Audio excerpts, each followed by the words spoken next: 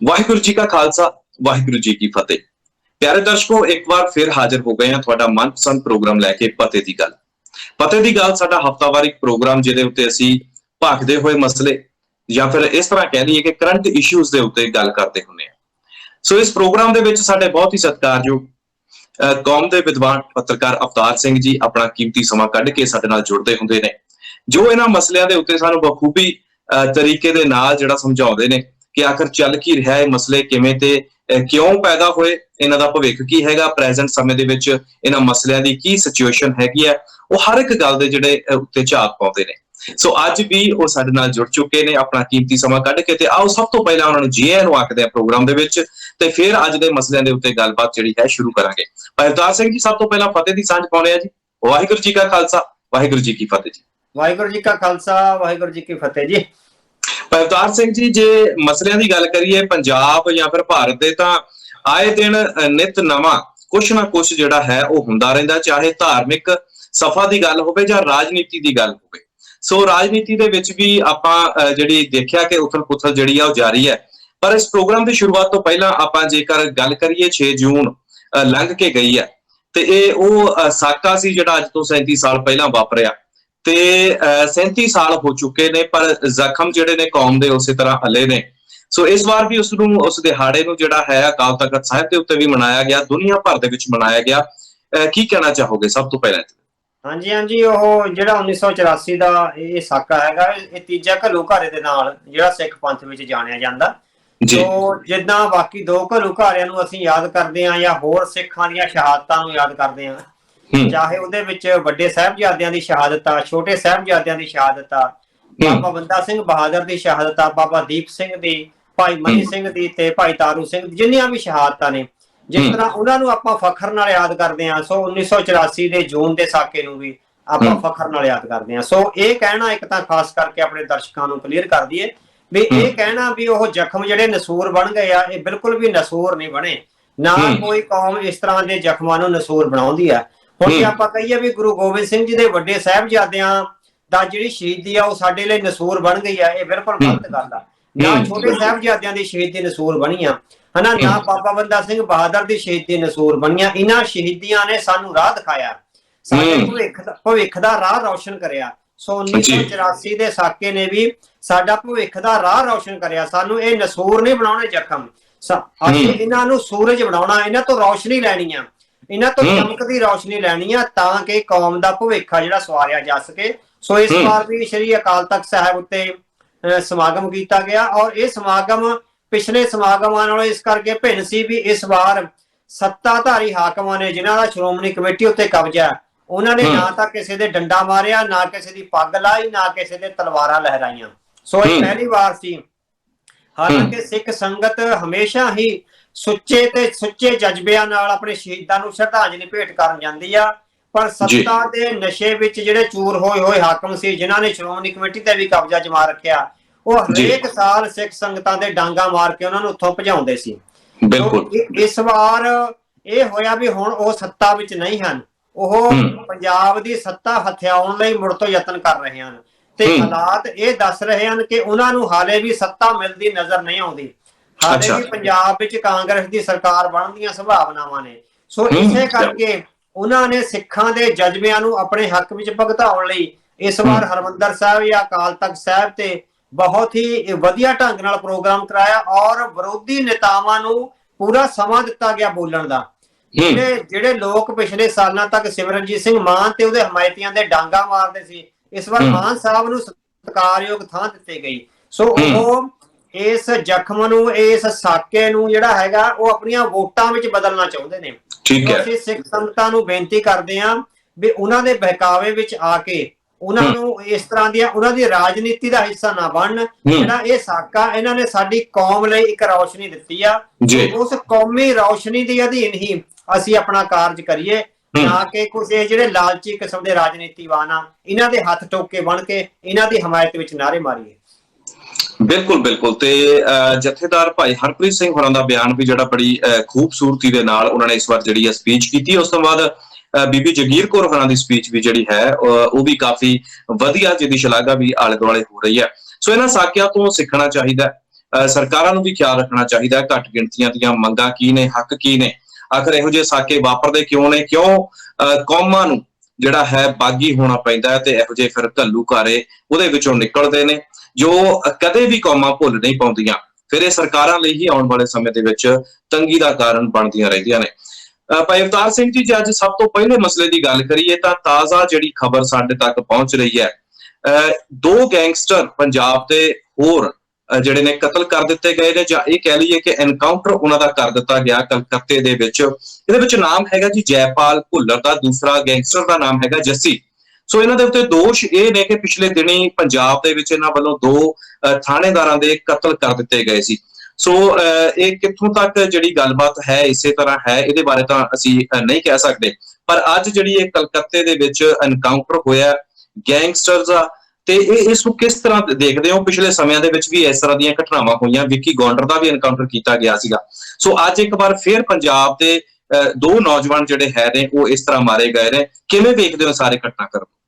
ਦੇਖੋ ਜੀ, ਇਹ ਪੰਜਾਬ ਦੀ ਜਵਾਨੀ ਦੀ ਨਾ ਇੱਕ ਭਟਕਣ ਦੀ ਨਿਸ਼ਾਨੀ ਹੈਗੀ ਆ ਇਹ।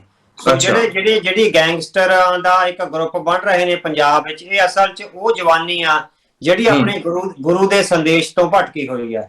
ਸੋ ਪੰਜਾਬ ਵਿੱਚ ਗੁਰੂ ਸਾਹਿਬ ਨੇ ਸਾਨੂੰ ਤਲਵਾਰ ਚਲਾਉਣ ਦਾ ਇੱਕ ਹੁਕਮ ਵੀ ਦਿੱਤਾ ਤੇ ਹੱਕ ਵੀ ਦਿੱਤਾ ਹੈ, ਹਨਾ।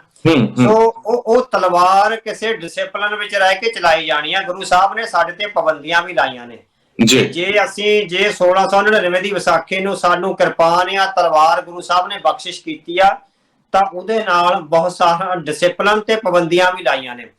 ਸਿੱਖ ਨੇ ਇੱਕ ਡਿਸਪਲਿਨ ਵਿੱਚ ਰਹਿ ਕੇ ਤਲਵਾਰ ਜਾਂ ਹਥਿਆਰ ਚਲਾਉਣਾ। ਜਦੋਂ ਵੀ ਤਲਵਾਰ ਚੱਲੇ ਉਹ ਗਰੀਬ ਦੀ ਰਾਖੀ ਲਈ ਚੱਲੇ ਤੇ ਜਰਵਾਣੇ ਦੀ ਭੱਖਿਆ ਲਈ ਚੱਲੇ, ਹਨਾ।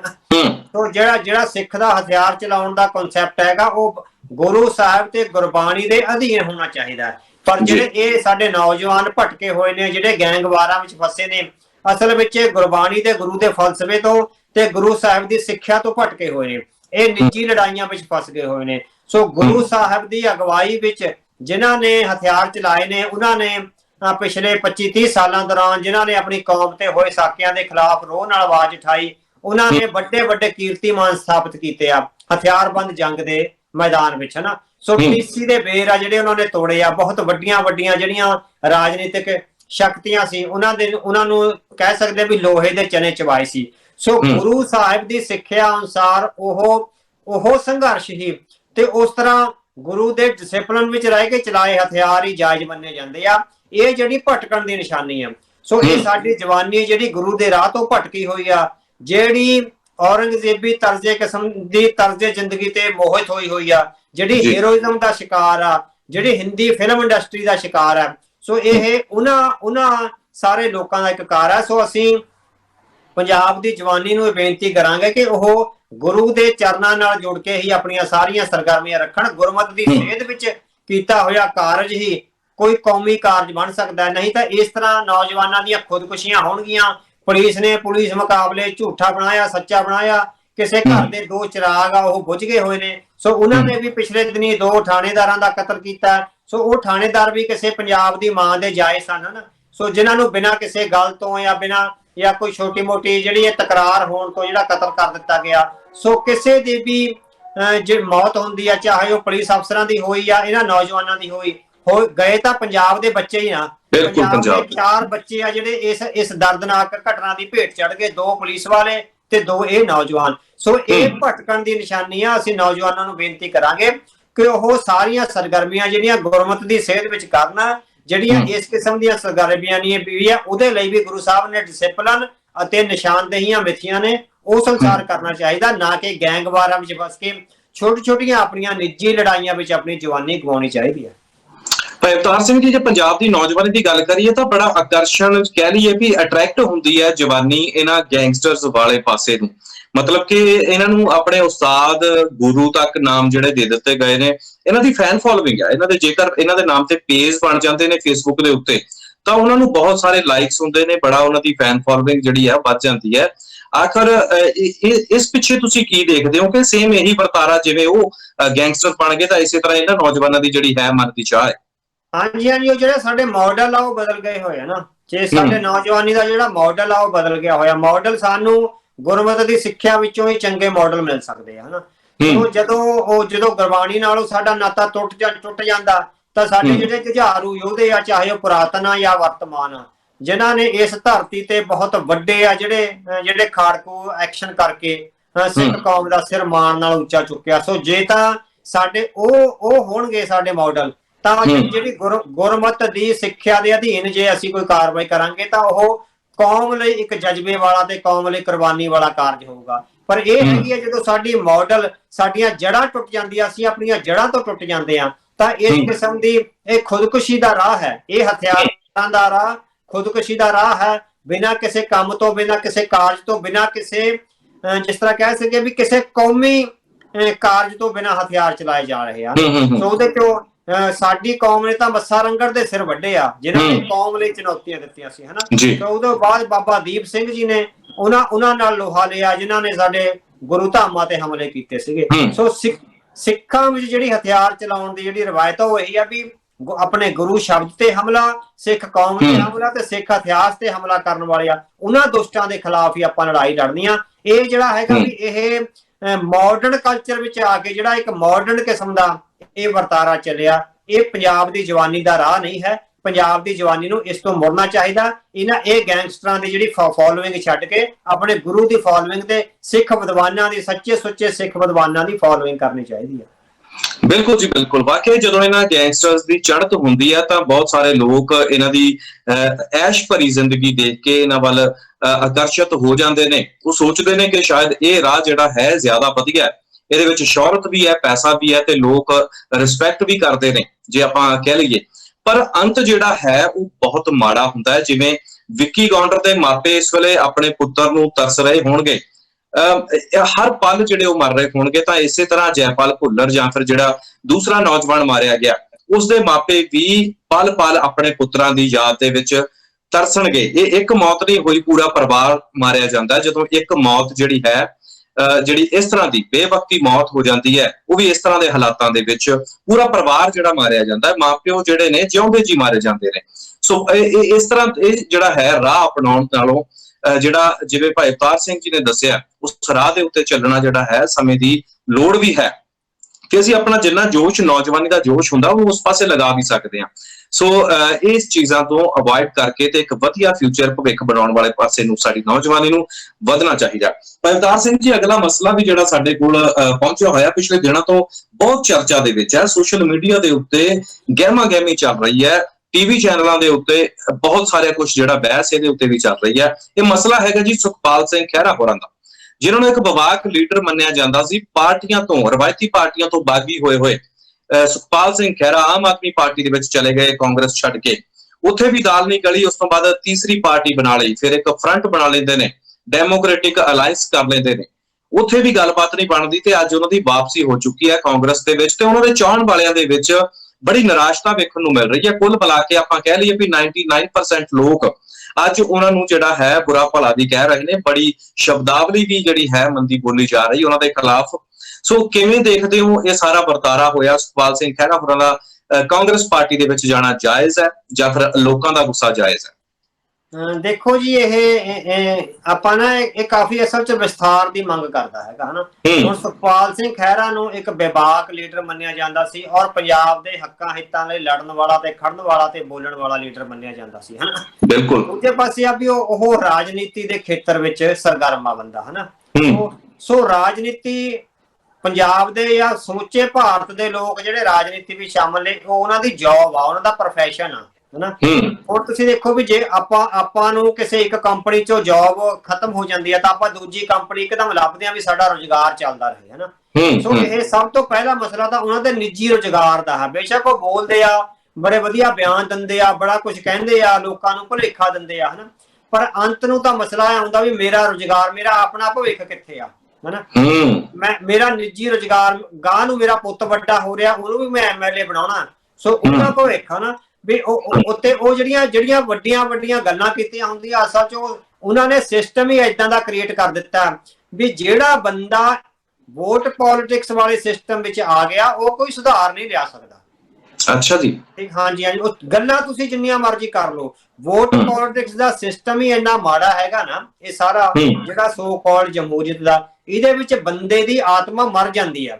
ਸੋ ਸੁਖਪਾਲ ਸਿੰਘ ਖਹਿਰਾ ਕੁਝ ਦੇਰ ਲਈ ਉਹ ਆਪਣੀ ਜਾਗਦੀ ਹੋਈ ਆਤਮਾ ਨਾਲ ਬੋਲਦੇ ਸੀ, ਪਰ ਅੰਤ ਨੂੰ ਪਰਿਵਾਰ ਦੀਆਂ ਮਜਬੂਰੀਆਂ, ਬੱਚਿਆਂ ਦਾ ਭਵਿੱਖ, ਆਪਣਾ ਨਿੱਜੀ ਭਵਿੱਖ ਤੇ ਮੰਤਰੀ ਵਾਲੀ ਕਾਰ, ਝੰਡੀ ਵਾਲੀ ਕਾਰ, ਇਹ ਜਿਹੜਾ ਬਹੁਤ ਕੁਝ ਹੈ ਜਿਹੜਾ ਆਲੇ ਦੁਆਲੇ ਫਿਰਦਾ ਵੀ ਮੇਰੀ ਵੀ ਬੱਲੇ ਬੱਲੇ ਹੋਵੇ, ਮੈਨੂੰ ਵੀ ਸਲੂਟ ਵੱਜਣ। ਸੋ ਇਹ ਸਾਰੀਆਂ ਕਮਜ਼ੋਰੀਆਂ ਇਸ ਸਿਸਟਮ ਵਿੱਚ ਕ੍ਰੀਏਟਡ ਨੇ। ਸੋ ਪੰਜਾਬ ਲਈ ਜਿਹੜਾ ਬੰਦਾ ਲੜਾਈ ਲੜ ਸਕਦਾ ਉਹਨੂੰ ਵੋਟ ਪੋਲਿਟਿਕਸ ਤੋਂ ਬਾਹਰ ਰਹਿਣਾ ਪਊਗਾ। ਠੀਕ ਹੈ। ਪੰਜਾਬ ਦੇ ਹੱਕਾਂ ਹਿੱਤਾਂ ਲਈ ਜੇ ਕੋਈ ਲੜਾਈ ਲੜ ਸਕਦਾ ਤਾਂ ਵੋਟ ਪੋਲਿਟਿਕਸ ਤੋਂ ਬਾਹਰ ਰਹਿਣ ਵਾਲੀ ਸ਼ਖਸੀਅਤ ਆ, ਜਿਹੜੀ ਅਲਬੇਲੀ ਹੋਵੇ, ਜਿਹਨੂੰ ਇਹ ਡਰ ਨਾ ਹੋਵੇ ਵੀ ਮੈਨੂੰ ਪੁਲਿਸ ਫੜ ਲੂਗੀ, ਮੇਰਾ ਭਵਿੱਖ ਕੀ ਬਣੂਗਾ ਜੇ ਮੈਂ ਐਮਐਲਏ ਨਾ ਬਣਿਆ, ਮੇਰਾ ਰੋਟੀ ਪਾਣੀ ਦਾ ਕੀ ਮਸਲਾ ਹੋਊਗਾ।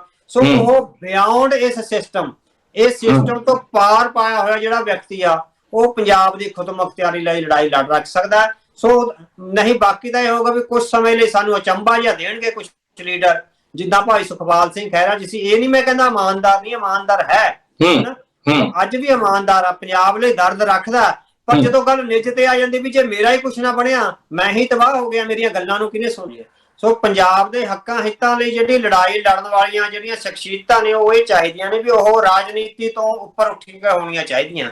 ਉਹਨਾਂ ਨੂੰ ਆਪਣੇ ਨਿੱਜੀ ਜਿਹੜਾ ਵੀ ਪ੍ਰੋਫੈਸ਼ਨ ਆ ਜਾਂ ਨਿੱਜੀ ਰੁਜ਼ਗਾਰ ਆ, ਆਪਣੇ ਪਰਿਵਾਰਾਂ ਦਾ ਭਵਿੱਖ ਹੈ, ਆਪਣੇ ਬੱਚਿਆਂ ਦਾ ਭਵਿੱਖ ਹੈ, ਉਹਦਾ ਖਿਆਲ ਨਹੀਂ ਹੋਣਾ ਚਾਹੀਦਾ। ਉਹ ਵੱਡੀਆਂ ਸ਼ਖਸੀਅਤਾਂ ਨੇ, ਉਹ ਧਰਮ ਨਾਲ ਜੁੜੀਆਂ ਹੋਈਆਂ ਸ਼ਖਸੀਅਤਾਂ ਹੋਣਗੀਆਂ ਜਿਹੜੀਆਂ ਪੰਜਾਬ ਦੇ ਅਸਲੀ ਜਿਹੜੀ ਖੁਦਮੁਖਤਿਆਰੀ ਆ, ਜਿਹੜੇ ਵੱਧ ਅਧਿਕਾਰ ਨੇ, ਉਹਨਾਂ ਲਈ ਲੜਾਈ ਲੜ ਸਕਣਗੀਆਂ। ਸੋ ਇਸ ਸਿਸਟਮ ਵਿੱਚ ਆਇਆ ਹੋਇਆ ਜਿਹੜਾ ਵਿਅਕਤੀ ਆ ਉਹ ਨਹੀਂ ਲੜ ਸਕਦਾ।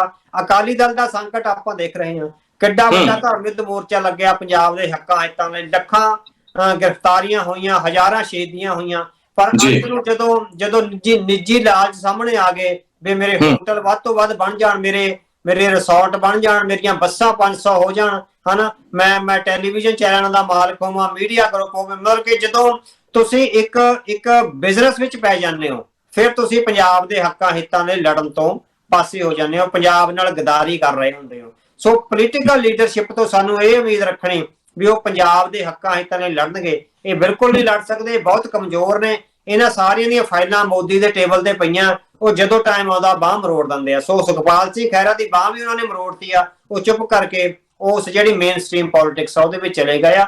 ਹਰੇਕ ਬੰਦੇ ਨੂੰ ਉਹ ਮੇਨ ਸਟ੍ਰੀਮ ਪੋਲਿਟਿਕਸ ਵਿੱਚ ਰਹਿਣ ਦੀ ਮਜਬੂਰੀ ਆ ਕ੍ਰੀਏਟ ਕੀਤੀ ਹੋਈ ਆ। ਸੋ ਸੁਖਪਾਲ ਸਿੰਘ ਖਹਿਰਾ ਦਾ ਸੰਕਟ ਇਹ ਨਿੱਜੀ ਹਉਮੈ ਦਾ ਤੇ ਨਿੱਜੀ ਲਾਲਚ ਦਾ ਸੰਕਟ ਵੀ ਆ, ਤੇ ਇੱਕ ਤਰ੍ਹਾਂ ਨਾਲ ਨਿੱਜੀ ਰੁਜ਼ਗਾਰ ਦਾ ਸੰਕਟ ਵੀ ਆ। ਬਿਲਕੁਲ। ਸੋ ਤੁਹਾਡੇ ਜਿਵੇਂ ਤੁਸੀਂ ਦੱਸ ਰਹੇ ਹੋ, ਤੋਂ ਜਿੱਦਾਂ ਸਿੱਧੇ ਸ਼ਬਦਾਂ ਦੇ ਵਿੱਚ ਕਹੀਏ ਕਿ ਸ਼ੌਹਰਤ ਤੇ ਪੈਸਾ ਜਿਹੜਾ ਹੈ ਉਹ ਇਸ ਆਪਾਂ ਕਹਿ ਲਈਏ ਵੀ ਇਸ ਫੀਲਡ ਦੇ ਵਿੱਚ, ਇਸ ਪ੍ਰੋਫੈਸ਼ਨ ਦੇ ਵਿੱਚ ਬਹੁਤ ਜ਼ਿਆਦਾ, ਜਿੱਥੇ ਤੁਹਾਡੇ ਕੋਲ ਤੁਸੀਂ ਜਿਵੇਂ ਦੱਸਿਆ ਕਿ ਇੱਕ ਵੱਡੀ ਗੱਡੀ ਹੋਵੇ, ਆਲੇ ਦੁਆਲੇ ਗਨਮੈਨ ਹੋਣ, ਤੇ ਪੈਸਾ ਜਿਹੜਾ ਹੈ ਉਹ ਬਿਨਾਂ ਕਿਸੇ ਰੁਕਾਵਟ ਤੋਂ ਡਿੱਗਦਾ ਰਹੇ, ਕੁਰਸੀ ਹੋਵੇ ਕੋਲ, ਲੋਕਾਂ ਦੇ ਵਿੱਚ ਇੱਜ਼ਤ ਮਾਣ ਹੋਵੇ। ਸੋ ਕਿਤੇ ਨਾ ਕਿਤੇ ਇਹ ਚੀਜ਼ਾਂ ਜਿਹੜੀਆਂ ਨੇ ਬੰਦੇ ਨੂੰ ਅਸਲੀ ਜਿਹੜਾ ਰਾਹ ਹੈ ਉਹਦੇ ਤੋਂ ਭਟਕਾ ਦਿੰਦੀਆਂ ਨੇ। ਜਿਵੇਂ ਤੁਸੀਂ ਕਿਹਾ ਕਿ ਰੂਹ ਦੀ ਆਵਾਜ਼ ਸੁਣਨੀ ਫਿਰ ਬੰਦਾ ਬੰਦ ਕਰ ਦਿੰਦਾ। ਮਤਲਬ ਕਿ ਇਸ ਜਿਹੜਾ ਫੀਲਡ ਹੈਗਾ ਇਹਦੇ ਵਿੱਚ ਆਹ ਚੀਜ਼ਾਂ ਜ਼ਿਆਦਾ ਹੋਣ ਕਰਕੇ ਵੀ ਬੰਦਾ ਜਿਹੜਾ ਇਮਾਨਦਾਰੀ ਜਿਹੜਾ ਘੱਟ ਹੀ ਦਿਖਾਉਂਦਾ। ਮਤਲਬ ਤੁਹਾਡੇ ਕਹਿਣ ਦਾ ਇਹ ਹੈਗਾ। ਹਾਂਜੀ, ਉਹ ਸਿਸਟਮ ਨੇ ਮੰਤਰੀ ਜਾਂ ਮੁੱਖ ਮੰਤਰੀ ਬਣਾਉਣਾ ਹੀ ਉਹਨੂੰ ਆ ਜਿਹੜਾ ਉਸ ਸਿਸਟਮ ਦੇ ਲੱਤ ਥੱਲਿਓਂ ਲੰਘੂਗਾ। ਉਹ ਆਪਣੀ ਲੱਤ ਥੱਲਿਓਂ ਲਗਾਉਂਦੇ ਆ। ਸੋ ਜਿਹੜਾ ਬੰਦੇ ਦੀ ਗਰਦਨ ਕੈੜੀ ਆ, ਜਿਹੜਾ ਲੱਤ ਥੱਲਿਓਂ ਨਹੀਂ ਲੰਘਦਾ, ਉਹਨੂੰ ਫਿਰ ਗ੍ਰਿਫਤਾਰ ਵੀ ਕਰਦੇ ਆ, ਉਹਦੇ ਖਿਲਾਫ ਸਾਜ਼ਿਸ਼ਾਂ ਵੀ ਹੁੰਦੀਆਂ ਨੇ, ਉਹਦੇ ਖਿਲਾਫ ਬਹੁਤ ਤਰ੍ਹਾਂ ਦੀ ਬਦਤਮੀਜ਼ੀ ਵਾਲੀਆਂ ਖਬਰਾਂ ਵੀ ਲਾਈਆਂ ਜਾਂਦੀਆਂ ਨੇ, ਉਹਨੂੰ ਜਲੀਲ ਵੀ ਕੀਤਾ ਜਾਂਦਾ। ਸੋ ਸਿਸਟਮ ਕਹਿੰਦਾ ਵੀ ਸਾਡੀ ਗੁਲਾਮੀ ਕਬੂਲ ਕਰ, ਫਿਰ ਤਾਂ ਤੂੰ ਮੰਤਰੀ ਵੀ ਬਣ ਸਕਦਾ ਤੇ ਤੂੰ ਪ੍ਰਧਾਨ ਮੰਤਰੀ ਵੀ, ਮੁੱਖ ਮੰਤਰੀ ਵੀ, ਕੋਈ ਵੀ ਬਣ ਸਕਦਾ। ਸੋ ਸਿਸਟਮ ਨੇ ਇਹਨਾਂ ਲੋਕਾਂ ਦੀ ਮਾਨਸਿਕਤਾ ਨੂੰ ਗੁਲਾਮ ਕਰ ਰਿਹਾ ਹੋਇਆ। ਸੋ ਜੇ ਤੁਸੀਂ ਇਸ ਸਿਸਟਮ ਵਿੱਚ ਰਹਿ ਕੇ ਕਹੋਗੇ ਵੀ ਸੁਧਾਰ ਕਰ ਲਾਂਗੇ, ਇਸ ਸਿਸਟਮ ਵਿੱਚ ਰਹਿ ਕੇ ਤੁਸੀਂ ਆਪਣੇ ਪਰਿਵਾਰ ਦਾ ਹੀ ਸੁਧਾਰ ਕਰ ਸਕਦੇ ਹੋ, ਨਾ ਪੰਜਾਬ ਦਾ ਕਰ ਸਕਦੇ ਹੋ, ਨਾ ਸਿੱਖਾਂ ਦਾ ਕਰ ਸਕਦੇ ਹੋ, ਨਾ ਦੇਸ਼ ਦਾ ਕਰ ਸਕਦੇ ਹੋ। ਦੂਸਰੀ ਗੱਲ ਜਿਹੜੀ ਤੁਸੀਂ ਕਹੀ ਹੈ ਤੇ ਇਹ ਵਾਕਈ ਗੱਲ ਬਿਲਕੁਲ 16 ਨੇ ਸੱਚ ਹੈ ਕਿ ਈਡੀ ਦੀਆਂ ਵੱਜੀਆਂ ਹੋਈਆਂ ਰੇਡਾਂ ਜਾਂ ਫਿਰ ਪੁਰਾਣੇ ਜਿਹੜੇ ਕੇਸ ਖੋਲੇ ਗਏ, ਇਹਦੇ ਬਾਰੇ ਹੁਣ ਜਿਹੜੀਆਂ ਇੰਟਰਵਿਊਜ਼ ਕਾਂਗਰਸ 'ਚ ਸ਼ਾਮਲ ਹੋਣ ਤੋਂ ਬਾਅਦ ਸੁਖਪਾਲ ਸਿੰਘ ਖਹਿਰਾ ਦੇ ਰਹੇ ਨੇ, ਇਨਡਾਇਰੈਕਟਲੀ ਤਰੀਕੇ ਦੇ ਨਾਲ ਉਹਨਾਂ ਨੇ ਕਾਰਨ ਇਹੀ ਦੱਸਿਆ ਕਿ ਜਦੋਂ ਆ ਸਾਰਾ ਕੁਝ ਹੋ ਰਿਹਾ ਮੇਰੇ ਨਾਲ ਕੋਈ ਨਹੀਂ ਖੜਿਆ, ਤੇ ਕਿਤੇ ਨਾ ਕਿਤੇ ਇਨਡਾਇਰੈਕਟਲੀ ਉਹ ਇਹ ਵੀ ਦੱਸ ਰਹੇ ਨੇ ਕਿ ਤਾਂ ਜਾ ਕੇ ਮੈਨੂੰ ਮਜਬੂਰੀ ਬਸ ਇਹ ਜਿਹੜਾ ਪਾਸਾ ਹੈ ਉਹ ਅਪਣਾਉਣਾ ਪਿਆ, ਮਤਲਬ ਕਿ ਇਸ ਪਾਸੇ ਜਾਣਾ ਪਿਆ। ਹਾਂਜੀ, ਬਿਲਕੁਲ ਤੁਹਾਨੂੰ ਦੱਸਿਆ ਵੀ ਸਿਸਟਮ ਨਾ, ਜਦੋਂ ਬੰਦਾ ਇਸ ਸਿਸਟਮ 'ਚ ਪੈ ਜਾਂਦਾ ਤਾਂ ਸਿਸਟਮ ਤੁਹਾਨੂੰ ਬਹੁਤ ਵੱਡੇ ਲਾਲਚ ਤੁਹਾਡੇ ਸਾਹਮਣੇ ਸਿੱਟਦਾ, ਤੁਹਾਨੂੰ ਅਰਬਾਂ ਰੁਪਇਆ ਇਕੱਠਾ ਕਰਨ ਦੇ ਨਾ ਮੌਕੇ ਮਿਲਦੇ ਆ। ਸੋ ਉਹ ਜਦੋਂ ਤੁਸੀਂ ਉਹ ਪੈਸਾ ਇਕੱਠਾ ਕਰਨ ਲੱਗ ਜਾਂਦੇ, ਉਹਦੀਆਂ ਫਾਈਲਾਂ ਵੀ ਨਾਲ ਦੀ ਨਾਲ ਬਣਦੀਆਂ ਰਹਿੰਦੀਆਂ। ਉਹਨਾਂ ਕੋਲ ਸਾਰੀਆਂ ਟੈਲੀਫੋਨ ਕਾਲਾਂ, ਸਾਰੀਆਂ ਬੈਂਕ ਟ੍ਰਾਂਜੈਕਸ਼ਨਾਂ, ਸਾਰਾ ਕੁਝ ਉਹ ਸਿਸਟਮ ਨੂੰ ਚਲਾਉਣ ਵਾਲਿਆਂ ਕੋਲ ਹੁੰਦਾ, ਤੇ ਉਹਨਾਂ ਨੂੰ ਪਤਾ ਹੁੰਦਾ ਵੀ ਕਿਹੜੇ ਬੰਦੇ ਦੀ ਕਦੋਂ ਬਾਹ ਮਰੋੜਨੀ ਆ ਤੇ ਉਹਨੂੰ ਕਦੋਂ ਟਪਲਾ ਦੇਣਾ ਹੈਗਾ। ਸੋ ਸਾਰਿਆਂ ਦੀਆਂ ਫਾਈਲਾਂ, ਸੁਖਬੀਰ ਸਿੰਘ ਬਾਦਲ ਤੋਂ ਲੈ ਕੇ ਪ੍ਰਕਾਸ਼ ਸਿੰਘ ਬਾਦਲ ਤੱਕ ਦੀਆਂ ਸਾਰਿਆਂ ਦੀਆਂ ਕੈਪਟਨ ਅਮਰਿੰਦਰ ਸਿੰਘ ਹੋ ਗਏ, ਉਹਨਾਂ ਦੇ ਪੁੱਤਰ। ਹਾਂਜੀ ਹਾਂ। ਹੁਣ ਇਹਨਾਂ ਬਾਰੇ ਆਉਂਦਾ ਪੰਜਾਬ ਦਾ ਇੱਕ ਵੱਡਾ ਜਿਹੜਾ ਲੀਡਰ ਹੈਗਾ, ਤੇ ਉਹਦੇ ਬਾਰੇ ਇਹੀ ਆਉਂਦਾ ਵੀ ਹੁਣ ਉਹ ਪੰਜਾਬ ਦੇ ਹੱਕਾਂ ਲਈ ਕਾਹਤੋਂ ਨਹੀਂ ਫੈਸਲੇ ਲੈ ਰਿਹਾ, ਹਾਲਾਂਕਿ ਪਿਛਲੇ ਸਮੇਂ ਦੌਰਾਨ ਉਹਨੇ ਪੰਜਾਬ ਦੇ ਹੱਕਾਂ ਲਈ ਬਹੁਤ ਵੱਡੇ ਕੰਮ ਕੀਤੇ ਸੀ। ਸਾਨੂੰ ਪਤਾ ਲੱਗਿਆ ਵੀ ਉਹਦਾ ਇੱਕ ਰਿਸ਼ਤੇਦਾਰ ਆ, ਉਹਦੀਆਂ ਉੱਤਰ ਪ੍ਰਦੇਸ਼ ਵਿੱਚ ਗੰਨਾ ਮਿੱਲਾਂ ਸੀਗੀਆਂ, ਤੋ ਗੰਨਾ ਮਿੱਲਾਂ ਦਾ 700 ਕਰੋੜ ਰੁਪਏ ਦਾ ਘਪਲਾ, ਉਹਦੀ ਜਿਹੜੀ ਫਾਈਲ ਆ ਉਹ ਮੋਦੀ ਦੇ ਟੇਬਲ ਤੇ ਪਈ ਆ। ਠੀਕ ਹੈ ਨਾ, ਵੀ 700 ਕਰੋੜ ਦਾ ਘਪਲੇ ਚੋਂ ਜਿਹੜਾ ਉਹਦੇ ਰਿਸ਼ਤੇਦਾਰ ਫਸ ਰਹੇ ਨੇ, ਬੜਾ ਕੁਝ ਹੋ ਰਿਹਾ। ਇਸੇ ਕਰਕੇ ਉਹ ਬੰਦੇ ਫਿਰ ਹੁਣ ਕਮਜ਼ੋਰ ਪੈ ਗਏ, ਉਹ ਪੰਜਾਬ ਦੇ ਹੱਕਾਂ ਹਿੱਤਾਂ ਲਈ ਬੋਲਦੇ ਨਹੀਂ ਹੈਗੇ। ਸੋ ਇਸ ਕਿਸਮ ਦੇ ਉਹ ਸਿਸਟਮ ਤੁਹਾਨੂੰ ਪੈਸੇ ਬਣਾਉਣ ਦਾ ਮੌਕਾ ਦਿੰਦਾ, ਤੇ ਨਾਲ ਦੀ ਨਾਲ ਉਹ ਫਾਈਲਾਂ ਬਣਾਈ ਜਾਂਦੇ ਆ, ਤੇ ਫਾਈਲਾਂ ਮੋਟੀਆਂ ਹੋ ਕੇ ਤੇ ਪ੍ਰਧਾਨ ਮੰਤਰੀ ਤੇ ਗ੍ਰਹਿ ਮੰਤਰੀ ਦੇ ਟੇਬਲ ਤੇ ਪਹੁੰਚ ਜਾਂਦੀਆਂ। ਫਿਰ ਉਹ ਆਪਣੇ ਢੰਗ ਨਾਲ ਨਚਾਉਂਦੇ ਆ ਸਾਰੇ ਸਿਸਟਮ 'ਚ। ਪਰ ਅਵਤਾਰ ਸਿੰਘ ਜੀ, ਮੁੱਖ ਦੀ ਗੱਲ ਇੱਥੇ ਆ ਵੀ ਜਿਵੇਂ ਤੁਸੀਂ ਦੱਸ ਰਹੇ ਹੋ, ਤੇ ਇਹਦਾ ਮਤਲਬ ਫਿਰ ਚਾਹੇ ਪੰਜਾਬ ਦੇ ਵਿੱਚ ਅਕਾਲੀ ਦਲ ਆ ਜਾਏ, ਚਾਹੇ ਕਾਂਗਰਸ ਆ ਜਾਏ, ਚਾਹੇ ਆਮ ਆਦਮੀ ਪਾਰਟੀ, ਕੋਈ ਜਿੰਨਾ ਮਰਜ਼ੀ ਸੱਚਾ ਲੀਡਰ ਜਿਹੜਾ ਹੈ ਆ ਜਾਵੇ, ਤਰੱਕੀ ਦੀ ਉਮੀਦ ਜਾਂ ਫਿਰ ਰੈਵੋਲੂਸ਼ਨ ਆਉਣ ਦੀ ਜਿਹੜੀ ਹੈ, ਜਾਂ ਫਿਰ ਹੱਕੀ ਮੰਗਾਂ ਦੀ ਉਮੀਦ ਜਿਹੜੀ ਹੈ, ਉਹ ਨਹੀਂ ਰੱਖਣੀ ਚਾਹੀਦੀ, ਛੱਡ ਦੇਣੀ ਚਾਹੀਦੀ। ਹਾਂਜੀ ਹਾਂਜੀ, ਉਹ ਤਾਂ ਧਰਮ ਯੁੱਧ ਮੋਰਚੇ ਵਰਗੀ ਕੋਈ ਜਮਹੂਰੀ ਲਹਿਰ ਪੈਦਾ ਹੋਵੇ ਜਿਹਦੇ ਵਿੱਚ ਸੱਚੇ ਸੁੱਚੇ ਬੰਦੇ, ਲੱਖਾਂ ਬੰਦੇ ਗ੍ਰਿਫਤਾਰੀਆਂ ਦੇਣ ਦੀ ਉਹ ਰੱਖਦੇ ਹੋਣ, ਕਿਉਂਕਿ ਜਿਨ੍ਹਾਂ ਬੰਦਿਆਂ ਨੇ ਧਰਮ ਯੁੱਧ ਮੋਰਚੇ ਵਿੱਚ ਗ੍ਰਿਫਤਾਰੀਆਂ ਦਿੱਤੀਆਂ ਉਹ ਗੁਰੂ ਦੇ ਲੜ ਲੱਗੇ ਹੋਏ ਸੀ। ਉਹ ਪੂਰੀ ਤਰ੍ਹਾਂ ਪਾਕ, ਸਾਫ਼, ਪਵਿੱਤਰ, ਕਰਪਸ਼ਨ ਤੋਂ ਰਹਿਤ ਸੀ। ਸਿਰਫ ਗੁਰੂ ਨਾਲ ਉਹਨਾਂ ਦਾ ਨਾਤਾ ਸੀ। ਸੋ ਪੰਜਾਬ ਨੂੰ ਉਹੀ ਬਚਾ ਸਕਦੇ ਆ ਲੋਕ ਜਿਨ੍ਹਾਂ ਦਾ ਸਿਰਫ ਗੁਰੂ ਨਾਲ ਨਾਤਾ, ਹੋਰ ਕਿਸੇ ਨਾਲ ਕੋਈ ਨਾਤਾ ਨਹੀਂ ਹੈਗਾ। ਬਿਲਕੁਲ ਜੀ, ਬਿਲਕੁਲ। ਸੋ ਦੇਖਣਾ ਹੋਏਗਾ, ਪੰਜਾਬ ਦੇ ਲੋਕਾਂ ਨੂੰ ਵੀ ਜਾਗਰੂਕ ਹੋਣਾ ਪੈਣਾ, ਇੱਕ ਦੂਸਰੇ ਦੇ ਉੱਤੇ ਜਿਹੜੀ ਦੂਸ਼ਣਬਾਜ਼ੀ, ਜਾਂ ਫਿਰ ਅੱਜ ਇਹਨੂੰ ਹੀਰੋ ਬਣਾ ਲਿਆ, ਕੱਲ ਨੂੰ ਉਹਨੂੰ ਜਿਹੜਾ ਹੈ ਆਪਣਾ ਕਹਿ ਲਈਏ ਵਿਲਨ ਦੇ ਰੂਪ ਦੇ ਵਿੱਚ ਪੇਸ਼ ਕਰ ਦਿੱਤਾ। ਸੋ ਸਾਰਾ ਕੁਝ ਕਿਤੇ ਨਾ ਕਿਤੇ ਇਹੋ ਜਿਹੀਆਂ ਤਕਰਾਰਬਾਜ਼ੀਆਂ ਦੇ ਵਿੱਚ ਹੀ ਸਮਾਂ ਸਾਡਾ ਬਹੁਤ ਖਰਾਬ ਹੋ ਚੁੱਕਿਆ। ਸੋ ਜਾਗਰੂਕ ਹੋਣਾ ਪੈਣਾ, ਫੇਰ ਹੀ ਗੱਲਬਾਤ ਬਣੇਗੀ। ਅਵਤਾਰ ਸਿੰਘ ਜੀ, ਹੁਣ ਕੇਂਦਰ ਵਾਲੇ ਪਾਸੇ ਨੂੰ ਚਲੀਏ ਆਪਾਂ। ਕੇਂਦਰ ਦੇ ਵਿੱਚ ਵੀ ਜਿਹੜੀ ਆਪਣੇ ਸੱਤਾਧਾਰੀ ਜਿਹੜੀ ਪਾਰਟੀ ਹੈ ਬੀਜੇਪੀ, ਕਹਿੰਦੇ ਵੀ ਉਹਦੇ ਅੰਦਰ ਵੀ ਅੰਦਰੂਨੀ ਲੜਾਈ ਜਿਹੜੀ ਹੈ ਉਹ ਸ਼ੁਰੂ ਹੋ ਚੁੱਕੀ ਹੈ। ਇਹ ਆਖਰ ਲੜਾਈ ਹੈ ਕੀ ਹੈ? ਇਹਦੇ ਬਾਰੇ ਜਰੂਰ ਸਾਡੇ ਦਰਸ਼ਕਾਂ ਨੂੰ ਦੱਸੋ, ਕਿਉਂਕਿ ਆਪਾਂ ਜਦੋਂ ਦੂਰੋਂ ਦੇਖਦੇ ਹਾਂ ਬਾਹਰੀ ਰੂਪ ਦੇ ਵਿੱਚ ਤਾਂ ਸਾਨੂੰ ਬੀਜੇਪੀ ਇੱਕ ਬੜੀ ਸਟਰੋਂਗ, ਹਾਰਡ ਕਿਸਮ ਦੀ ਜਿਹੜੀ ਆਪਣੇ ਕਹਿ ਲਈਏ ਕਿ ਇੱਕ ਪਾਰਟੀ ਲੱਗਦੀ ਹੈ, ਤੇ ਜਿਹੜੀ ਪੂਰੇ ਇੰਡੀਆ ਨੂੰ ਆਪਣੇ ਤਰੀਕੇ ਦੇ ਨਾਲ ਚਲਾਉਣਾ ਚਾਹੁੰਦੀ ਹੈ, ਤੇ ਹਰ ਜਗ੍ਹਾ ਦੇ ਉੱਤੇ ਉਹਨਾਂ ਦਾ ਬੋਲਬਾਲਾ ਵੀ ਹੈ। ਹਰ ਸਟੇਟ ਦੇ ਵਿੱਚ ਘੱਟੋ ਘੱਟ ਆਪਾਂ ਇਹ ਕਹਿੰਦੇ ਆ ਵੀ ਰਾਜ ਉਹ ਕਾਇਮ ਕਰਦੇ ਜਾ ਰਹੇ ਨੇ, ਮਨਸੂਬੇ ਵੀ ਜਿਹੜੇ ਉਹਨਾਂ ਦੇ ਹੈਗੇ ਆ ਉਹ ਦਿਨੋਂ ਦਿਨ ਜ਼ਾਹਰ ਹੋ ਰਹੇ ਨੇ। ਸੋ ਕੀ ਅੰਦਰੂਨੀ ਲੜਾਈ ਕੀ ਹੈ ਬੀਜੇਪੀ ਦੀ? ਹਾਂਜੀ ਹਾਂਜੀ, ਭਾਰਤੀ ਜਨਤਾ ਪਾਰਟੀ ਦੇ ਇਸ ਵੇਲੇ ਜਦੋਂ ਤੋਂ ਨਰਿੰਦਰ ਮੋਦੀ ਤੇ ਅਮਿਤ ਸ਼ਾਹ ਦੀ ਜੋੜੀ ਪਾਰਟੀ ਤੇ ਕਾਬਜ਼ ਹੋਈ ਹੈ, ਸੋ ਪਾਰਟੀ ਦਾ ਸਮੁੱਚਾ ਜਿਹੜਾ ਕੰਮ ਢੰਗ ਆ ਉਹ ਇਹਨਾਂ ਦੋਹਾਂ ਦੀਆਂ ਜਿਹੜੀਆਂ ਨੀਤੀਆਂ ਨੇ ਔਰ ਇਹਨਾਂ ਦੇ ਹੁਕਮਾਂ ਨਾਲ ਹੀ ਚੱਲਦਾ। ਅੱਛਾ, ਨਰਿੰਦਰ ਮੋਦੀ ਤੇ ਅਮਿਤ ਸ਼ਾਹ ਦੀ ਮਰਜ਼ੀ ਤੋਂ ਬਿਨਾਂ ਪਾਰਟੀ ਵਿੱਚ ਪੱਤਾ ਨਹੀਂ ਹਿੱਲਦਾ, ਹਨਾ। ਕੋਈ ਵੀ ਦਿੱਲੀ ਤੋਂ ਲੈ ਕੇ ਮਹਾਰਾਸ਼ਟਰ ਤੇ ਕੰਨਿਆ ਕੁਮਾਰੀ ਤੱਕ ਪਾਰਟੀ ਦਾ ਕੋਈ ਵੀ ਸਿਸਟਮ ਆ ਜਿਹੜਾ ਉਹ ਇਹਨਾਂ ਦੀ ਮਰਜ਼ੀ ਤੋਂ ਬਿਨਾਂ ਕੁਝ ਵੀ ਨਹੀਂ ਹੁੰਦਾ। ਹਰ ਚੀਜ਼ ਨੂੰ ਕਿਹੜੀ ਸਰਕਾਰ ਡੇਗਣੀ ਆ, ਕਿਹੜੀ ਬਣਾਉਣੀ ਆ, ਕਿੱਥੇ ਲੜਾਈ ਲੜਨੀ ਆ, ਕਿਹੜਾ ਲੀਡਰ ਨੂੰ ਕਿਹੜਾ ਅਹੁਦਾ ਦੇਣਾ, ਤੇ ਕਿਹਨੂੰ ਅੱਗੇ ਕਰਨਾ, ਕਿਹਨੂੰ ਪਿੱਛੇ ਕਰਨਾ, ਉਹ ਇਹਨਾਂ ਦੋਹਾਂ ਦੀ ਮਰਜ਼ੀ ਤੇ ਚੱਲਦਾ ਸੀ, ਹਨਾ। ਉਹ ਲਗਾਤਾਰ ਚੱਲਦਾ ਰਿਹਾ। ਸਰਕਾਰ ਤੇ ਵੀ ਇਹਨਾਂ ਦੀ ਮਰਜ਼ੀ ਚੱਲਦੀ ਸੀ ਤੇ ਪਾਰਟੀ ਵਿੱਚ ਵੀ। ਉਸ ਚੱਕਰ ਚੋਂ ਇਹਨਾਂ ਨੇ ਅਡਵਾਨੀ ਗਰੁੱਪ ਨੂੰ ਵੀ ਪਿੱਛੇ ਕਰ ਦਿੱਤਾ, ਵਾਜਪਾਈ ਗਰੁੱਪ ਨੂੰ ਵੀ ਪਿੱਛੇ ਕਰ ਦਿੱਤਾ, ਤੇ ਹੋਰ ਟਕਸਾਲੀ ਜਿਨ੍ਹਾਂ ਲੀਡਰਾਂ ਦੇ ਵੱਡੇ ਵੱਡੇ ਫੰਕਸ਼ਨਾਂ ਵਿੱਚ ਇਹ ਲੋਕ ਸਪੀਕਰ ਚੱਕ ਕੇ ਫਿਰਦੇ ਹੁੰਦੇ ਸੀ, ਉਹਨਾਂ ਨੂੰ ਹੀ ਉਹਨਾਂ ਨੇ ਨੁਕਰੇ ਲਾ ਦਿੱਤਾ। ਸੋ ਇੱਕ ਪਾਰਟੀ ਵਿੱਚ ਇੱਕ ਤਰ੍ਹਾਂ ਦੇ ਦੁਫਾੜ ਤਾਂ ਪਹਿਲਾਂ ਤੋਂ ਪਿਆ ਹੋਇਆ ਸੀ, ਪਰ ਹੁਣ ਜਿਹੜਾ ਸੰਕਟ ਪੈਦਾ ਹੋਇਆ ਉਹ ਯੂਪੀ ਦੇ ਮੁੱਖ ਮੰਤਰੀ ਯੋਗੀ ਆਦਿੱਤਿਆਨਾਥ ਨੂੰ ਲੈ ਕੇ ਪੈਦਾ ਹੋਇਆ। ਅੱਛਾ ਜੀ। ਹਾਂਜੀ ਹਾਂਜੀ, ਤੇ ਇਹ ਹੈਗਾ ਵੀ ਜਿਹੜਾ ਯੋਗੀ ਆਦਿੱਤਿਆਨਾਥ ਆ ਉਹਨੇ ਯੂਪੀ ਵਿੱਚ ਆਪਣੀ ਇੱਕ ਜਕੜ ਤੇ ਪਕੜ ਆ ਇੰਨੀ ਮਜ਼ਬੂਤ ਬਣਾ ਲਈ ਹੋਈ ਆ ਵੀ ਉਹ ਮੋਦੀ ਤੇ ਅਮਿਤ ਸ਼ਾਹ ਨੂੰ ਟਿੱਚ ਸਮਝਣ ਲੱਗ ਗਿਆ। ਠੀਕ ਹੈ। ਉਹ ਤੇ ਇਹਨਾਂ ਨੇ ਵਾਰ-ਵਾਰ ਯਤਨ ਕਰਿਆ ਵੀ ਉੱਤਰ ਪ੍ਰਦੇਸ਼ ਨੂੰ ਅਸੀਂ ਆਪਣੇ ਢੰਗ ਨਾਲ ਚਲਾਈਏ, ਪਰ ਉਹਨੇ ਮੋਦੀ ਤੇ ਅਮਿਤ ਸ਼ਾਹ ਦੇ ਪੈਰ ਨਹੀਂ ਲੱਗਣ ਦਿੱਤੇ ਆਦਿੱਤਿਆਨਾਥ ਨੇ, ਹਨਾ। ਤੇ ਉਹ ਲਗਾਤਾਰ ਉਹਨੇ ਆਪਣੀ ਜਕੜ ਮਜ਼ਬੂਤ ਰੱਖੀ। ਉਹ ਕਹਿੰਦਾ ਵੀ ਯੂਪੀ ਨੂੰ ਮੈਂ ਆਪਣੇ ਢੰਗ ਨਾਲ ਚਲਾਉਂਗਾ, ਤੁਸੀਂ ਇੱਥੇ ਵੜ ਨਹੀਂ ਸਕਦੇ, ਨਾ ਦਖਲਅੰਦਾਜ਼ੀ ਕਰ ਸਕਦੇ। ਅੱਛਾ। ਸੋ ਇਸ ਚੱਕਰ ਚੋਂ ਹੁਣ ਇਹਨਾਂ ਨੂੰ ਲੱਗਿਆ ਵੀ ਫਿਰ ਇਸ ਗੱਲੋਂ ਤਾਂ ਜੇ ਇਹ ਚੁਣੌਤੀ ਦੇਣ ਲੱਗ ਗਿਆ, ਕੱਲ ਨੂੰ ਕੋਈ ਹੋਰ ਚੁਣੌਤੀ ਦੇਣ ਲੱਗ ਜੂਗਾ ਵੀ ਸਾਡਾ ਕੀ ਬਣੂ। ਇਹਨਾਂ ਨੇ ਗੁਪਤ ਰੂਪ ਵਿੱਚ ਯੋਗੀ ਆਦਿੱਤਿਆਨਾਥ ਨੂੰ ਗੱਦੀ ਤੋਂ ਲਾਉਣ ਦਾ ਯਤਨ ਕੀਤਾ। ਯੋਗੀ ਆਦਿੱਤਿਆਨਾਥ ਨੂੰ ਗੱਦੀ ਤੋਂ ਲਾ ਕੇ ਕਿਸੇ ਹੋਰ ਨੂੰ ਮੁੱਖ ਮੰਤਰੀ ਬਣਾਇਆ ਜਾਵੇ। ਉਹਦੇ ਵਿੱਚ ਲਗਾਤਾਰ ਪਿਛਲੇ 15 ਦਿਨਾਂ ਤੋਂ ਮੀਟਿੰਗਾਂ ਚੱਲ ਰਹੀਆਂ। ਮੀਟਿੰਗ ਵਿੱਚ ਮੋਦੀ ਔਰ ਅਮਿਤ ਸ਼ਾਹ ਤੋਂ ਬਿਨਾਂ ਭਾਜਪਾ ਦੇ ਪ੍ਰਧਾਨ JP ਨੱਡਾ ਔਰ RSS ਦਾ ਸੈਕੰਡ ਲੀਡਰ, ਫਸਟ ਲੀਡਰ ਨਹੀਂ ਸੈਕੰਡ ਲੀਡਰ, ਉਹ ਆਉਂਦਾ ਰਿਹਾ। ਇਹਨਾਂ ਚਾਰਾਂ ਦੀਆਂ ਗੁਪਤ ਮੀਟਿੰਗਾਂ ਹੋਈਆਂ ਵੀ ਕਿਸੇ ਨਾ ਕਿਸੇ ਤਰ੍ਹਾਂ ਯੋਗੀ ਨੂੰ ਗੱਦੀਓਂ ਲਾ ਕੇ ਕਿਸੇ ਹੋਰ ਨੂੰ ਮੁੱਖ ਮੰਤਰੀ ਬਣਾਇਆ ਜਾਵੇ ਤੇ ਉੱਤਰ ਪ੍ਰਦੇਸ਼ ਵਿੱਚ, ਤਾਂ ਕਿ ਸਾਡੀ ਪਕੜ ਮਜ਼ਬੂਤ ਹੋ ਸਕੇ। ਪਰ ਯੋਗੀ ਆਦਿੱਤਿਆਨਾਥ ਨੇ ਇਹੀ ਜੀ ਖੇਡ ਖੇਡੀ ਵੀ ਇਹਨਾਂ ਦੇ ਪੈਰ ਨਹੀਂ ਲੱਗਣ ਦਿੱਤੇ। ਅੱਛਾ ਜੀ। ਹਾਂਜੀ ਹਾਂਜੀ, ਉਹਨੇ ਸਾਰਾ ਜਿਸ ਤਰ੍ਹਾਂ ਸਿਸਟਮ ਹੈ ਇਸ ਤਰ੍ਹਾਂ ਕ੍ਰੀਏਟ ਕਰਿਆ ਵੀ ਇਹਨਾਂ ਦੇ ਲੱਖਾਂ ਯਤਨਾਂ ਦੇ ਬਾਵਜੂਦ ਵੀ ਇਸ ਵੇਲੇ ਹੁਣ ਇਹ ਖਬਰਾਂ ਨੇ ਵੀ ਮੋਦੀ ਔਰ ਬਾਕੀ ਜਿਹੜਾ ਪਾਰਟੀ ਸੰਗਠਨ ਆ ਉਹ ਯੋਗੀ ਆਦਿੱਤਿਆਨਾਥ ਦੇ ਸਾਹਮਣੇ ਗੋਡੇ ਟੇਕ ਗਿਆ। ਸੋ ਇਹ ਲੜਾਈ ਹੈ ਜਿਹੜੀ ਕਾਫੀ ਭਖੀ ਹੋਈ ਹੈ। ਸੋ ਮੋਦੀ ਤੇ ਅਮਿਤ ਸ਼ਾਹ ਵੀ ਇਸ ਲੜਾਈ ਨੂੰ ਇਸ ਤਰ੍ਹਾਂ ਨਹੀਂ ਜਾਣ ਦੇਣਗੇ। ਉਹ ਵੀ ਲਗਾਤਾਰ ਯਤਨ ਕਰਨਗੇ ਵੀ ਯੋਗੀ ਆਦਿੱਤਿਆਨਾਥ ਨੂੰ ਸਬਕ ਸਿਖਾਇਆ ਜਾਵੇ ਤੇ ਯੋਗੀ ਆਦਿੱਤਿਆਨਾਥ ਵੀ ਪੂਰੀ ਤਰ੍ਹਾਂ ਡਟਿਆ ਹੋਇਆ ਹੈ ਉੱਤਰ ਪ੍ਰਦੇਸ਼ ਵਿੱਚ ਵੀ ਉਹ ਉੱਤਰ ਪ੍ਰਦੇਸ਼ ਤੇ ਆਪਣਾ ਕਬਜ਼ਾ ਪੂਰੀ ਤਰ੍ਹਾਂ ਜਮਾ ਕੇ ਰੱਖ ਰਿਹਾ ਹੈ। ਜੀ ਜੀ ਜੀ, ਇਹ ਜਿਹੜੀ ਲੜਾਈ ਹੈਗੀ ਆ ਇਸ ਤਰ੍ਹਾਂ ਨਾਲ ਸਾਹਮਣੇ ਆ ਰਹੀ ਹੈ। ਬਹੁਤ ਵੱਡਾ ਸੰਕਟ ਹੈ। ਜੇ ਕਿਸੇ ਸਿਆਣੇ ਲੀਡਰ ਨੇ ਅਗਲੇ ਦਿਨਾਂ ਦੌਰਾਨ ਸੁਲ੍ਹਾ ਨਾ ਕਰਾਈ ਤਾਂ ਪਾਰਟੀ ਵਿੱਚ ਵੱਡੇ ਦੁਫਾੜ ਆ ਜਿਹੜੇ ਸਾਹਮਣੇ ਆ ਸਕਦੇ ਆ। ਸੋ ਇਹ ਬੜੀ ਵੱਡੀ ਗੱਲ ਹੈ। ਆਪਾਂ ਜੇ ਕਹੀਏ ਕਿ ਬੀਜੇਪੀ ਜਿਹੜੀ ਹੈ ਉਹ, ਆਪਾਂ ਬੜੀ ਵਾਰ ਤੁਸੀਂ ਵੀ ਇਹ ਗੱਲ ਸਾਂਝੀ ਕੀਤੀ ਹੈ ਕਿ ਅਗਲਾ ਪਲਾਨ 25 ਸਾਲਾਂ ਦਾ ਪਲਾਨ ਲੈ ਕੇ ਆਏ ਹੋਏ ਨੇ। ਹਿੰਦੂ ਰਾਸ਼ਟਰ ਤੱਕ ਦੀਆਂ ਗੱਲਾਂ ਹੁੰਦੀਆਂ ਵੀ ਇਹ ਇੱਕ ਨਾ ਇੱਕ ਦਿਨ ਅਨਾਉਂਸ ਕੀਤਾ ਜਾਣਾ ਹੈ। ਉਸ ਨੂੰ ਲੈ ਕੇ ਸਾਰਾ ਕੁਝ ਜਿਹੜਾ ਕੀਤਾ ਜਾ ਰਿਹਾ। ਇੱਕ ਪਾਸੇ ਕਿਸਾਨ ਅੰਦੋਲਨ ਚੱਲ ਰਿਹਾ ਤੇ ਬੜੇ ਵੱਡੇ ਪੱਧਰ ਦੇ ਉੱਤੇ ਜਿਹੜੀ ਬੀਜੇਪੀ ਦੀ ਵਿਰੋਧਤਾ ਵੀ ਹੋ ਰਹੀ ਹੈ। ਜੇ ਹੁਣ ਪੰਜਾਬ ਤੇ ਹਰਿਆਣਾ ਦੇ ਕਿਸਾਨਾਂ ਦੀ ਗੱਲ ਕਰੀਏ ਤਾਂ ਫਿਰ ਉਸ ਤੋਂ ਬਾਅਦ ਆਪਾਂ ਕੁਝ ਲੀਡਰ ਜਿਹੜੇ ਨੇ ਉਹ ਇਹਨਾਂ ਕਿਸਾਨੀ ਮਸਲੇ ਦੇ ਉੱਤੇ ਹੀ ਬਾਗੀ ਸੁਰ ਅਪਣਾ ਵੀ ਚੁੱਕੇ ਨੇ। ਸੋ ਹੁਣ ਜੇਕਰ ਯੋਗੀ ਆਦਿੱਤਿਆਨਾਥ ਇੱਕ ਪਾਸੇ ਹੋ ਜਾਂਦੇ ਆ, ਉਹਨਾਂ ਦੇ ਨਾਲ ਵੀ ਖਾਸ ਆਪਾਂ ਕਹਿ ਲਈਏ ਵੀ ਉਹਨਾਂ ਦੇ ਵੀ ਹੋਣਗੇ ਵੱਡੀ ਗਿਣਤੀ ਦੇ ਵਿੱਚ।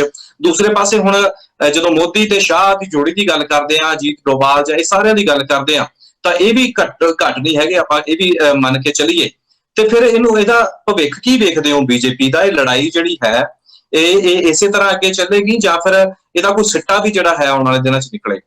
ਹਾਂਜੀ ਹਾਂਜੀ, ਇਹ ਕਾਫੀ ਅਹਿਮ ਸਵਾਲ ਹੈ ਤੁਹਾਡਾ। ਇਹਦੇ ਵਿੱਚ ਹੁਣ ਵੱਡੀ ਜਿਹੜੀ ਹੈਗੀ ਆ ਵੀ ਤੱਕੜੀ ਦੇ ਤੋਲ ਵਿੱਚ ਵੱਟਾ ਜਿਹੜਾ ਸਭ ਤੋਂ ਭਾਰਾ ਉਹ RSS ਦਾ, ਸੰਘ ਪਰਿਵਾਰ ਦਾ। ਕਿਉਂਕਿ ਭਾਰਤੀ ਜਨਤਾ ਪਾਰਟੀ ਜਿਹੜੀਆਂ ਜਿੱਤਾਂ ਹਨ ਉਹਦੇ ਵਿੱਚ ਅਸਲ ਹੱਥ ਤਾਂ ਸੰਘ ਪਰਿਵਾਰ ਦੇ ਵਰਕਰਾਂ ਦਾ ਹੁੰਦਾ, RSS ਦੇ ਵਰਕਰਾਂ ਦਾ ਹੁੰਦਾ। ਅੱਛਾ ਜੀ। ਤੋਂ ਸੰਘ ਪਰਿਵਾਰ ਇਸ ਵੇਲੇ ਯੋਗੀ ਆਦਿੱਤਿਆਨਾਥ ਦੇ ਨਾਲ ਖੜਾ ਹੈ। ਠੀਕ ਹੈ। ਜਿਹੜਾ ਮੋਹਨ ਭਗਵਤ ਆ ਸੰਘ ਪਰਿਵਾਰ ਦਾ ਮੁਖੀ, ਉਹ ਯੋਗੀ ਆਦਿੱਤਿਆਨਾਥ ਦੇ ਨਾਲ ਖੜਾ। ਉਹ ਅਸਲ ਵਿੱਚ ਨਰਿੰਦਰ ਮੋਦੀ ਤੋਂ ਬਾਅਦ ਕੌਣ ਲੀਡਰ ਹੋਊਗਾ ਉਹ ਯੋਗੀ ਆਦਿੱਤਿਆਨਾਥ ਨੂੰ ਐਜ਼ ਏ ਲੀਡਰ ਪ੍ਰੋਜੈਕਟ ਕਰ ਰਹੇ ਆ। ਜਿਹੜਾ ਸੰਘ ਪਰਿਵਾਰ ਆ ਹਨਾ। ਸੋ ਨਰਿੰਦਰ ਮੋਦੀ ਔਰ ਅਮਿਤ ਸ਼ਾਹ ਇਹ ਨਹੀਂ ਚਾਹੁੰਦੇ ਵੀ ਯੋਗੀ ਆਦਿੱਤਿਆਨਾਥ ਸਾਡੇ ਵਾਰਸ ਵਜੋਂ ਸਾਹਮਣੇ ਆਵੇ। ਸੋ ਹੁਣ ਲੜਾਈ ਇਹ ਹੋਊਗੀ ਵੀ ਸੰਘ ਪਰਿਵਾਰ ਕਿਹਦੇ ਪਾਸੇ ਜਾਂਦਾ। ਹਾਲ ਦੀ ਘੜੀ ਸੰਘ ਪਰਿਵਾਰ ਯੋਗੀ ਆਦਿੱਤਿਆਨਾਥ ਦੇ ਨਾਲ ਹੈ। ਸੋ ਜੇ ਹੁਣ ਕਿਉਂਕਿ ਸੰਘ ਪਰਿਵਾਰ ਕੋਲ ਵਰਕਰ ਸਾਰੇ ਸੰਘ ਪਰਿਵਾਰ ਦੇ ਆ, ਜਿਹੜੇ ਬੀਜੇਪੀ ਨਾਲ ਵੀ ਵਰਕਰ ਆ ਨਾ ਉਹ ਜ਼ਿਆਦਾ ਸੰਘ ਪਰਿਵਾਰ ਦੇ ਆ ਜਿਹੜੇ ਇਮਾਨਦਾਰੀ ਨਾਲ ਕੰਮ ਕਰਦੇ ਆ। ਇਸ ਗੱਲ ਨੂੰ ਸੰਘ ਪਰਿਵਾਰ ਦੀ ਆਪਾਂ ਸਿਫਤ ਕਰਦੇ ਆ ਵੀ ਉਹ ਇਮਾਨਦਾਰ ਲੀਡਰਸ਼ਿਪ ਨੂੰ ਅੱਗੇ ਲੈ ਕੇ ਆਉਂਦਾ ਹਮੇਸ਼ਾ।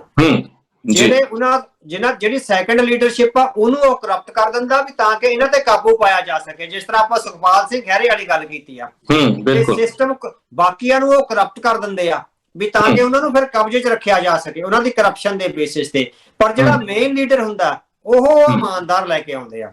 ਸੋ ਹੁਣ ਜਿਹੜੀ ਸੰਘ ਪਰਿਵਾਰ ਦੇ ਜਿਹੜੇ ਸੱਚੇ ਮੈਂਬਰ ਆ ਉਹ ਬੜੀ ਇਮਾਨਦਾਰੀ ਨਾਲ ਕੰਮ ਕਰਦੇ ਆ। ਹੁਣ ਜੇ ਸੰਘ ਪਰਿਵਾਰ ਯੋਗੀ ਆਦਿੱਤਿਆਨਾਥ ਦੇ ਨਾਲ ਜੁੜ ਜਾਂਦਾ ਹੈਗਾ ਤਾਂ ਪਾਰਟੀ ਵਿੱਚ ਵੱਡੇ ਸੰਕਟ ਅਗਲੇ ਦਿਨਾਂ ਦੌਰਾਨ ਦੇਖਣ ਨੂੰ ਮਿਲ ਸਕਦਾ ਜੇ ਕੋਈ ਸੁਲਹ ਸਫਾਈ ਨਾ ਹੋਈ ਤਾਂ। ਜੇ ਮੋਦੀ ਅਮਿਤ ਸ਼ਾਹ ਵੀ ਅੜੇ ਰਹੇ ਤੇ ਯੋਗੀ ਆਦਿੱਤਿਆਨਾਥ ਵੀ ਅੜਾ ਰਿਹਾ ਤੇ ਸੰਘ ਪਰਿਵਾਰ ਉਹਨਾਂ ਦੇ ਨਾਲ ਚਲਾ ਗਿਆ ਤਾਂ ਪਾਰਟੀ ਵਿੱਚ ਵੱਡੀ ਜਿਹੜੀ ਅੰਦਰੂਨੀ ਸੰਕਟ ਪੈਦਾ ਹੋਊਗਾ ਉਹ ਪਾਰਟੀ ਦੀ ਪੋਲਰਾਈਜੇਸ਼ਨ ਹੋ ਸਕਦੀ ਹੈ।